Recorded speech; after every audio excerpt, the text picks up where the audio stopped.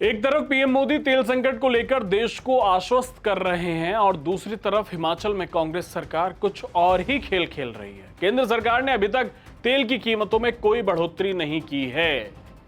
बावजूद इसके हिमाचल की कांग्रेस सरकार ने पेट्रोल और डीजल की कीमतों में एक भारी उछाल लाकर लोगों के बीच पैनिक पैदा कर दिया है। हिमाचल प्रदेश की सुक्खू सरकार इस समय गहरे आर्थिक संकट से जूझ रही है। इस संकट से उबरने और समाज के वंचित वर्गों की मदद के लिए सरकार ने एक नया रास्ता चुना है। विधानसभा में विपक्षी पार्टी बीजेपी के भारी विरोध और वॉकआउट के बावजूद वैल्यू एडेड टैक्स संशोधन बिल पास कर दिया गया है। इस बिल के जरिए अब हिमाचल में पेट्रोल और डीजल पर अनाथ और विधवा उपकर यानी सेस लगाया जाएगा। सरकार का तर्क है कि इससे जो पैसा इकट्ठा होगा, यानी कि पेट्रोल डीजल पर जो पैसा बढ़ाया है, उससे जो पैसा इकट्ठा होगा उसका इस्तेमाल अनाथ बच्चों और विधवाओं के लिए रेगुलर इनकम सुनिश्चित करने के लिए किया जाएगा। सरकार इसे कल्याणकारी योजना बता रही है, लेकिन सवाल इसकी टाइमिंग और आम आदमी की जेब पर पड़ने वाले बोझ पर है। हिमाचल प्रदेश में पहले से ही पेट्रोल पर 17% और डीजल पर 13.9% टैक्स लागू है। अब इस नए सेस की वजह से पेट्रोल और डीजल की कीमतों में 5 रुपए प्रति लीटर तक की बढ़ोतरी होने जा रही है। अब सोचिए, जो किसान खेती के लिए डीजल का इस्तेमाल करता है या जो मध्यम वर्गीय परिवार बाइक और कार से दफ्तर जाता है, उसके महीने के बजट पर इसका क्या असर होगा।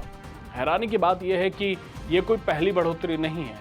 इससे पहले भी सरकार तेल की कीमतों में 7 रुपए का इजाफा कर चुकी है।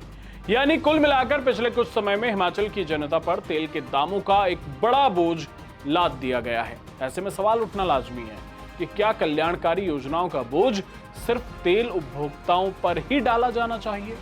इस फैसले की टाइमिंग सबसे ज्यादा चौंकाने वाली है। इस वक्त आपको पता ही है कि वेस्ट एशिया में युद्ध के हालात हैं। हालात क्या, युद्ध चल रहा है।